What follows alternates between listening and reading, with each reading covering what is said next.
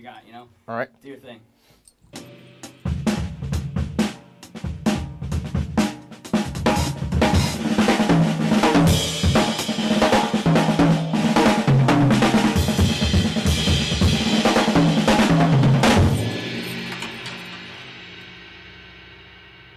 I got more. My name is Franklin Vanderbilt. I was born in Chicago, Illinois. Originally the west side of Chicago, Illinois. And it just so happens that I am the drummer for Lenny Kravitz.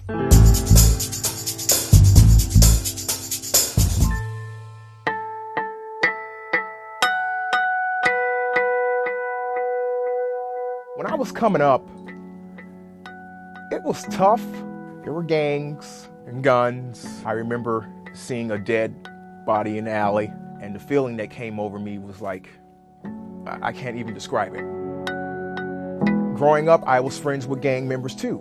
Like, I grew up with them. They were friends of mine. They never judged me on what I did. You know, I could have been that guy to blow your effing head off.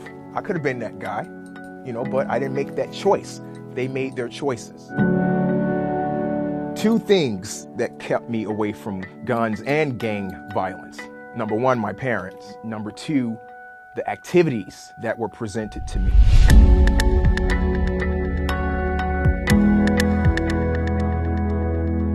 When he put himself out there, he joined everything he could possibly join. He joined concert band, jazz band, ROTC, he did the drum and bugle corps. He was just so in it. Back in Chicago, I have lots of friends in the Hispanic community. We all went to school together. I was listening to a lot of Latin music at the time. I would use maracas, and I'm playing the drum set at the same time. I would do something like...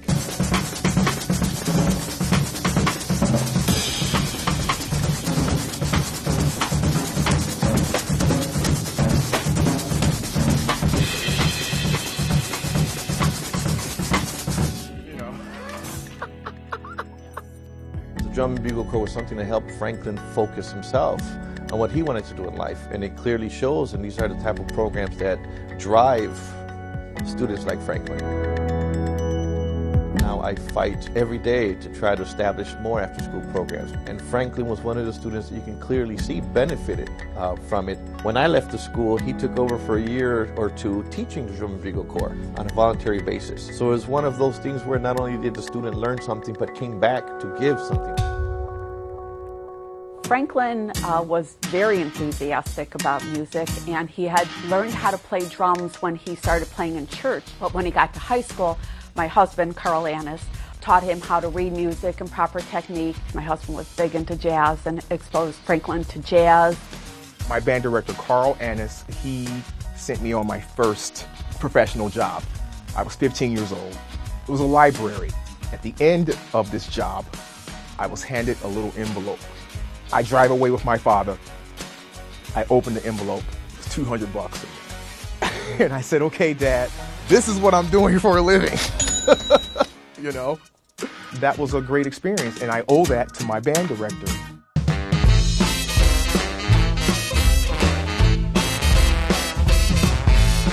I started playing with a blues rock group in Chicago. A bass player friend of mine said he had this young, aspiring drummer. He described Franklin as a cross between Buddy Rich and John Barnum. He brought Franklin, and Franklin showed up with a snare drum, a bass drum, and a tom-tom and one cymbal. We kind of laughed. We like, where's your drum set at? He said, this is it.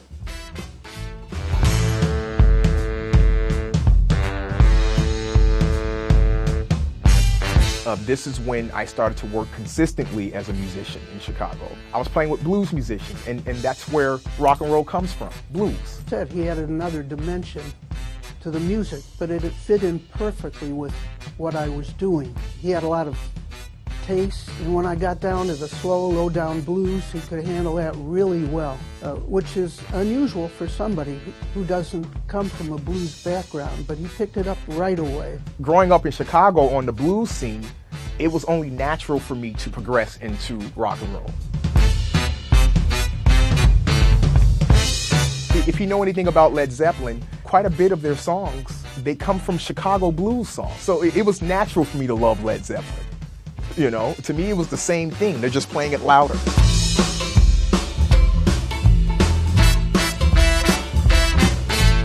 Growing up, being in a minority group in Chicago isn't the easiest thing to do, but he just wrote on top of everything.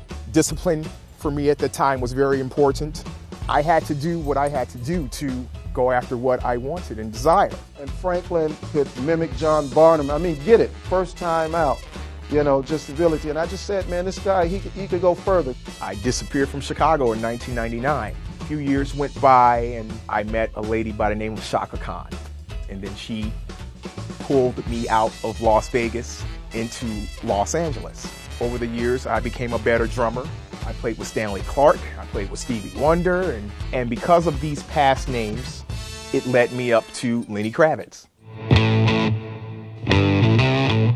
And he called me about 2 in the morning, and I was literally riveted. I was pissed. I'm like, it better be an emergency.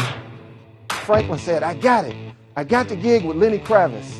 And I was like, what? You know, I thought he was talking about Bewitched. I said, you say Gladys Kravitz? He say, not Gladys Kravitz, fool, Lenny Kravitz.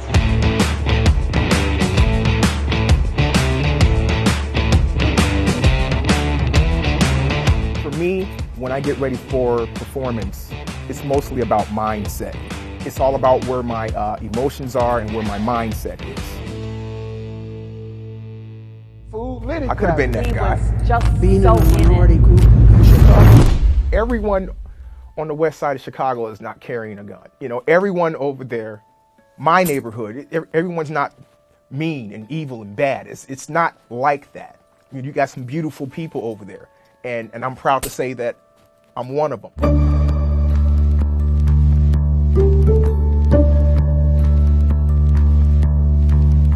Like I said, the programs were there, and I decided to take advantage of it. And the fact that they're taking them away even more, it's not progressive. We don't need more cops. We need more opportunities.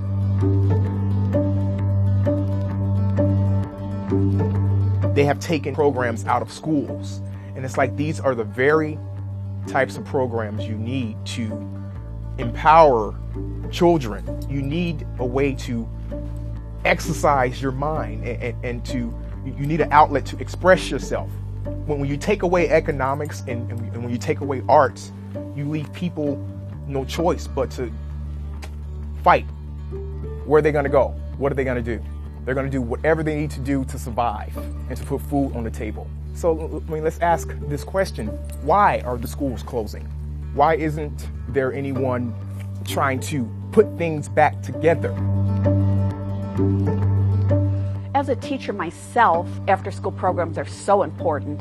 It keeps the kids off the streets, gives them some place to hang out after school. After-school programs are crucial to the social development of students. This is my grade school. This is Goldblatt Elementary School.